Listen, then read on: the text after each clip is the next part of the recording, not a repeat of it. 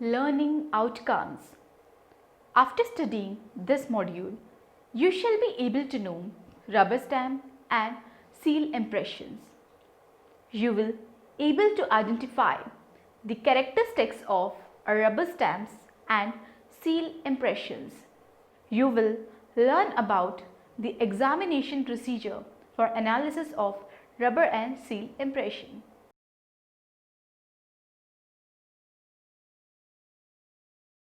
Introduction. Rubber stamp. Rubber stamping is also stamping, is a craft in which some type of ink made of dye or pigment is applied to an image or pattern that has been carved, molded, laser engraved or vulcanized onto a sheet of rubber.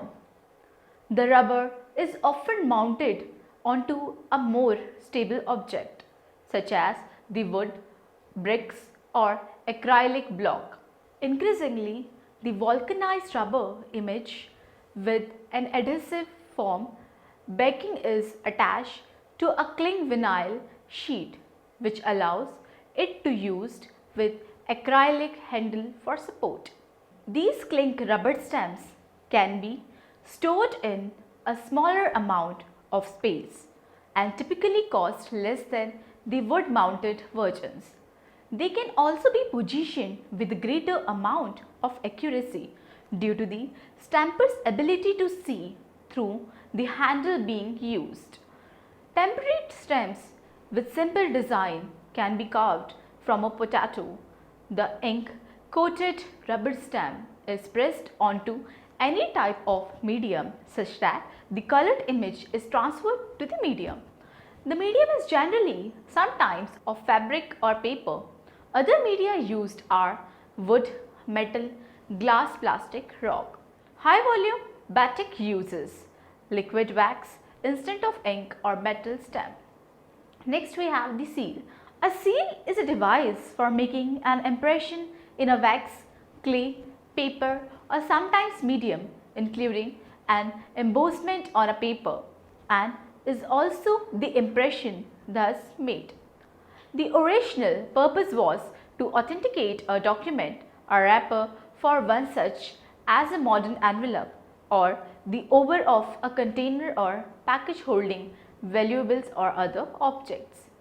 The seal making device is also referred to as the seal matrix or die.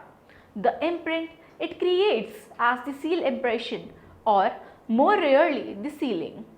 If the impression is made purely as a relief resulting from greater pressure on the paper where the high parts of matrix touch the seal is known as dry seal.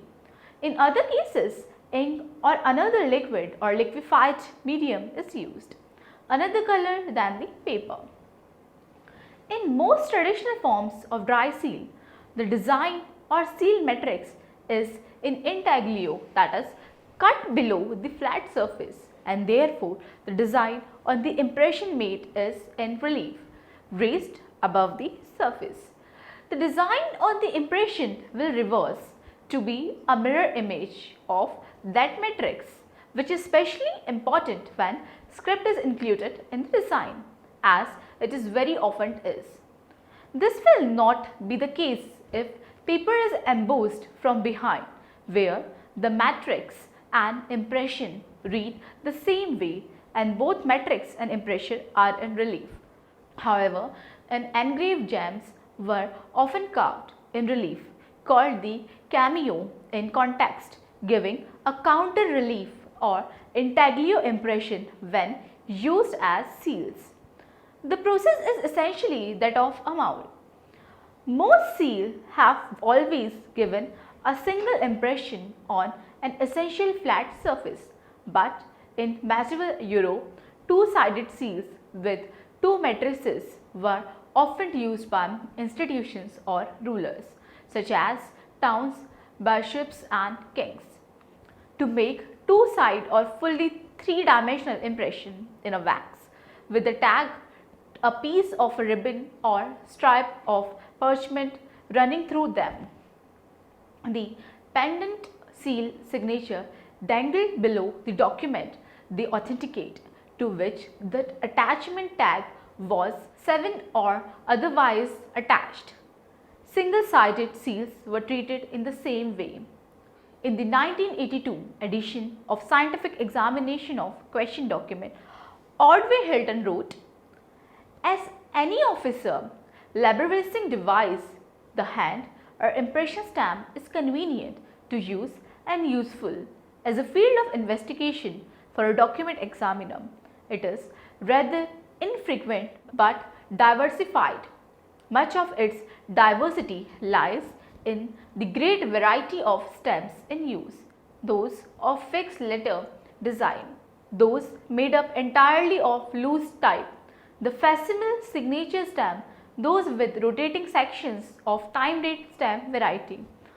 The date stamps will immovable strips of type, and then combination of these, the diversity is not limited to the classification based upon makeup. The actual material from which the stamp is constructed and its mode of manufacture adds to the possible varieties."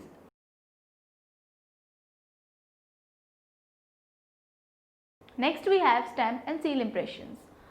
Stamp classification is not based on the type of dye material but rather the location of the ink source. Based on the ink source location, there are 4 main types of conventional stamps encountered by forensic document examiner in their casework: the hand stamp, the self-inking stamp, the pre-inked stamp, and the flat dye stamp. Personal business and industrial use rubber stamps are produced by the same manufacturing process and are classified by the ink source.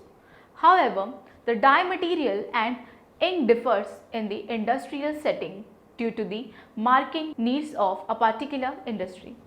Even though discussion in this context is limited to the personal or business use rubber stamp, the forensic document examiner should be aware that other dye materials are used in the industrial setting. Personal and business use hand and self-inking stamps containing dyes made up of vulcanized rubber or polyester. The die of a hand stamp is mounted on a die plate attached to a knob, handle, mount, or a molded mount. Because the die is exposed to its surrounding environment, it is subjected to damage and debris contamination. Linking of the date of the die is accompanied by manually pressing the die onto the stamp pad in order to obtain ink coverage. The inking process of the hand stamp is achieved manually, while the inking process of the self-inker is achieved mechanically. The self-inking stamp consists of container, usually a plastic, that houses the stamp die and ink pad. Since the die in the container that usually has a cover, it is protected from excessive debris contamination or cuts and other damage that can occur as a result of colliding with other objects one may find in or on a person's desk. For inking, die rotates 180 degrees to press into the ink pad when top of the container is pressed down.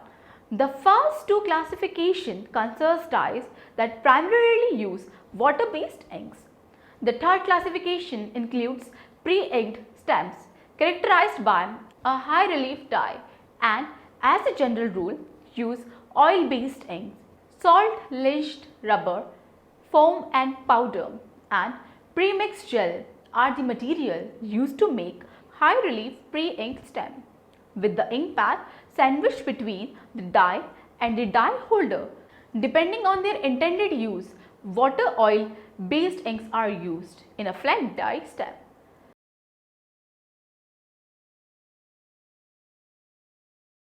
Now let us learn about the characteristics of rubber stamp and seal impression. The characteristics a forensic document examiner observe in a stamp impression are influenced by the dye materials, whether the ink is water based or oil based, the size of the stamp, the type of paper, the interaction of the ink to the paper, and the individual making of the impression. The two most common causes of a less than perfect stamp impression involve the mechanics of stamping, that is, failing to hold the stamp correctly, creating an uneven impression, and using too much force when making the impression, causing the stamp to bounce. Differences are observed between the impressions made by hand or self-inking stamps and pre-inked stamps. As a general rule, it would be difficult to make a definitive statement as to the type of stamp that made the question impression. However, characteristics observed in a stamp impression can provide clues as to the dye material of the suspect stamp. Vulcanized rubber and polyester are the common material used for hand and self-inking stamp dyes. These two materials are non-porous and do not retain ink. Whether the material is vulcanized rubber or polyester, they share some characteristics in their impression, like even ink coverage, ring of darker ink outlining the individual letter, known as squeeze effect. The ring occurs as a result of relief of the printing area squeezing the ink out of the edge of the ink line. This characteristic is difficult to observe if the entire character is heavily inked. Absence of indentation in the ink line, rounded beginning and ending of letters. If water-based ink is used, the bleeding of ink through the paper is minimal. Ink filling in sharp angles and intersection points of the two lines. Some patchy areas within the inked impression may be observed uneven outline of the letter. Due to its porosity, the dye of a pre-inked stamp serves as its own ink reservoir. The materials commonly used for pre-inked dyes include pre-mixed gel, salt-lynched rubber, and foam and powder. Dyes made of foam and powder can contain water oil-based ink. The remaining dye materials only use oil-based ink for personal or business use. Since the dye of a pre-inked stamp is soft, has some flexibility, the impression differs slightly from the characteristics one would observe in the impression produced by a hard self-inking stamp. The characteristics are clean and concise detail, even ink saturation throughout the individual characters, absence of heavier ink line on the inside or outside of the letter form, feathering or bleeding of ink on the edges of the letter, rounded beginnings and endings of the letter, absence of an indentation in ink line, blurring of distortion in a small type text, oil-based ink bleeding through the paper. Flat dye stamps are divided into two categories: light burst and thermal printer technology. Light burst technology uses xenon flash to seal the non-printed areas of the dye. The only ports left open that allow ink to pass through the dye will be printed areas. Heat is used in the thermal printer technology to seal the micropores in the non-printed area of the flat dye. The characteristics of an impression from either flat dye category closely mirror the characteristics found in pre-inked stamp impression. However, a few of the flat dye stamps produce impressions that contain characteristics that are more unique to a particular model. For example, the brother SC300PC makes flat dye stamps using thermal printer technology. This particular model was one of the first flat dye machine marketed in general public. The impression made from a brother SC300PC flat dye stamp will reflect a dot matrix pattern within the printed text. The dot matrix pattern varies in relation to the type of size of text. As the type size becomes smaller, the matrix evolves into a sawtooth pattern. Conversely, the larger the stamp, the more dots in the printed text. Aside from the unique pattern, the remaining characteristics of the impression mimic those observed in the pre-inked stamp impression.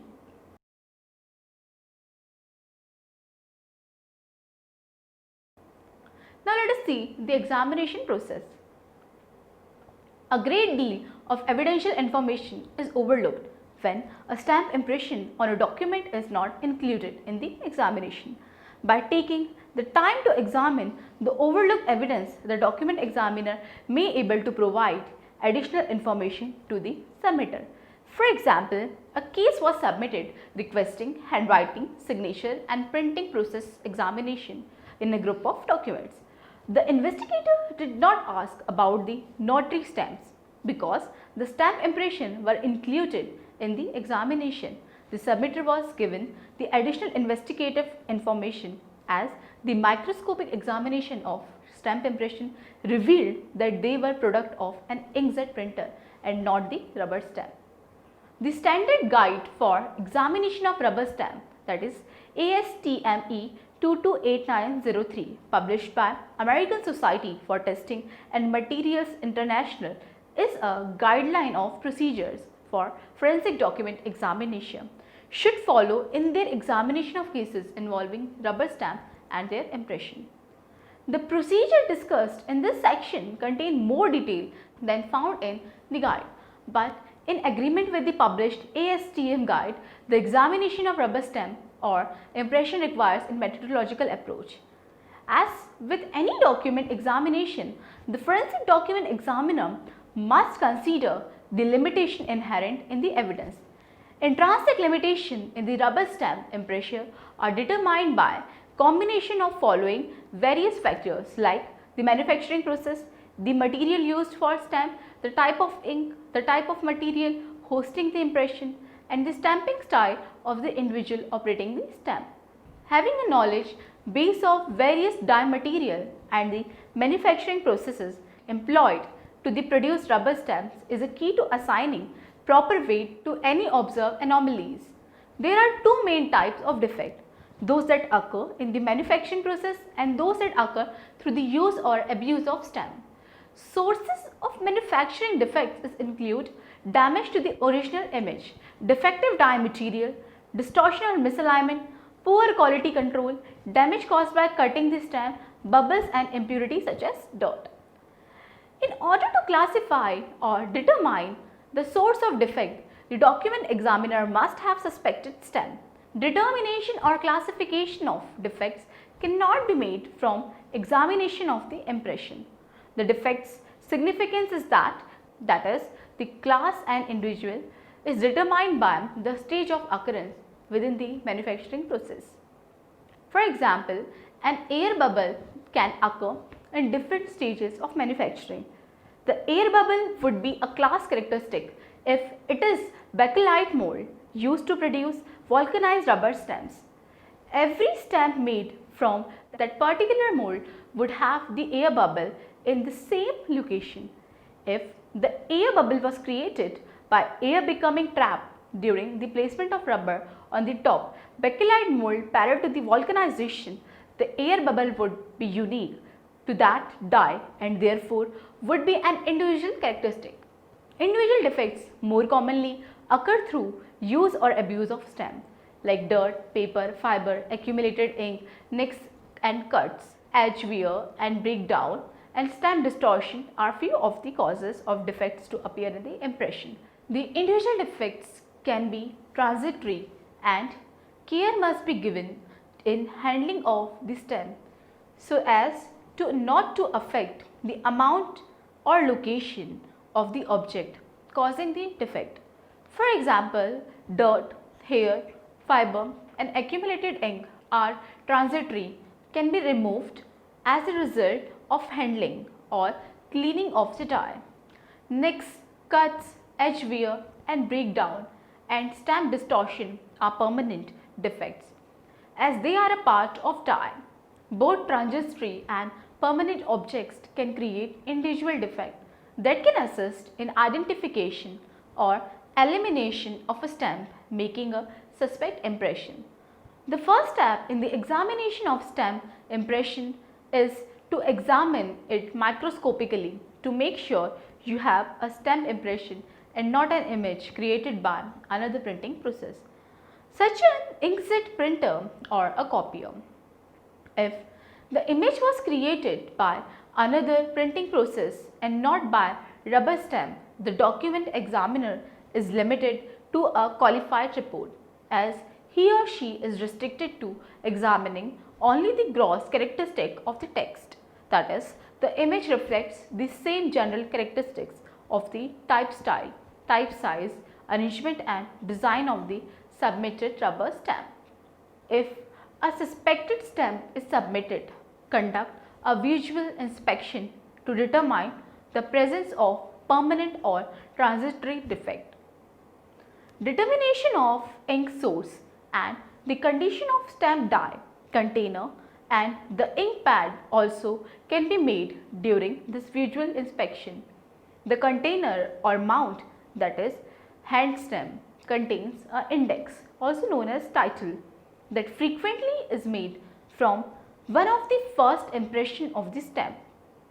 The name of the stamp manufacturer or stamp shop that made stamp may be displayed on the container and the handle. This information may assist in locating the business that made the stamp. A microscopic examination to search for anomalies follows the visual inspection. Notation of both the visual and microscopic examination or inspection should be made. It is a good practice to photograph the stamp and its die in order to record its condition when it was submitted. Once this step has been completed, the next step is to compare the submitted rubber stamp to the question impression. Are they in agreement in the class characteristics, type size, type style, arrangement and design? If so, the examination proceeds forward. If there is any disagreement in class characteristics, an elimination is justified as the submitted rubber stamp could not have produced the suspected impression. The microscopic examination of stamp die and impression should include both direct and oblique light. Direct lighting provides even illumination of the area being examined to determine the manufacturing process used to create the die. Oblique lighting coupled with a higher magnification narrows the focus of the examination to detect even the smallest of the defects and to determine whether they are permanent or transitory. Upon completion of an examination is conducted. The forensic document examiners makes numerous impressions from submitted stamp on a substrate that is similar to the material hosting the question impression.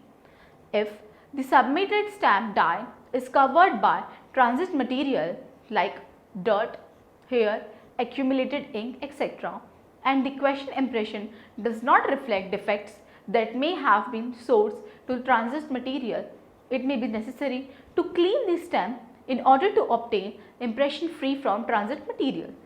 Prior to cleaning, the stamp should be photographed to document the condition in which it was received. It is important to stress the stamp die should not be cleaned until numerous impressions have been made that reflect the condition of the stamp when submitted.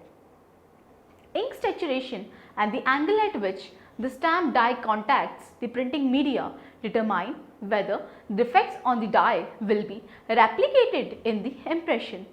A heavily inked impression may not reveal a small defect due to filling of ink of the void area. It is unknown how the stamp was held by the suspect of the angle of the die as it contacted the paper. Because of these unknown factors, the forensic document examiner produces numerous known impressions of varying ink, saturation and of the die contacting the paper at different angles. Collecting a series of impressions without re-inking the die of the suspect stamp is the proper method of obtaining impression with a progressive decrease in ink saturation. For a self-inking or hand stamp, make sure the die is adequately inked prior to the producing the first impression. The ink coverage in the impression will be optimum in the first impression. By not re-inking between the impression, the ink coverage gradually decreases with each successive impression. From the 10 to 20 consecutive impressions, the document examiner should observe the decrease in the ink saturation with each successive impression.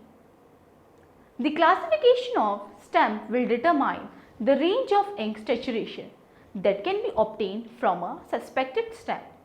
For example, impression made from a hand or self-inking stamp will reflect a wide range of ink saturation compared to the impression made from a stamp die that is not inked in between impression. A pre-inked stamp such as pre-mixed gel has its ink in the die. The document examiner must produce the consecutive impression quickly in order to observe some decrease in the ink saturation. The range of ink saturation is not dramatic in pre-ink stem because the ink-filled dye is comprised of impregnated or microcapsulated ink cell. The consecutive impression must be made quickly to prevent the cells from replenishing ink to the top portion of the dye that contacts the paper. Even though flat dye stems are characterized as pre-inked stem, obtaining lighter impression from continuous stamping is difficult since ink only exists through the open pores of the text. The ink supply is not depleted. A characteristic of a flat dye ink impression is that the ink saturation will be same from the first through the 20 successive impressions. The next step is to change the angle of dye contacting the paper when making an impression. Obtaining impression where even pressure is applied to the dye allows the examiner to determine how evenly the ink is spread throughout the text. Impression produced by the dye contacting the paper unevenly, that is at differing angles, allow the document examiner to observe how the impression appears when the angles and the pressure application changes. Rocking the stamp side to side or front to back can cause transit characteristics directly attributable to the improper handling of the stamp during the production of impression. Once the known impression has been produced, a side-by-side comparison is conducted with the question impression to determine if they came from same source or not.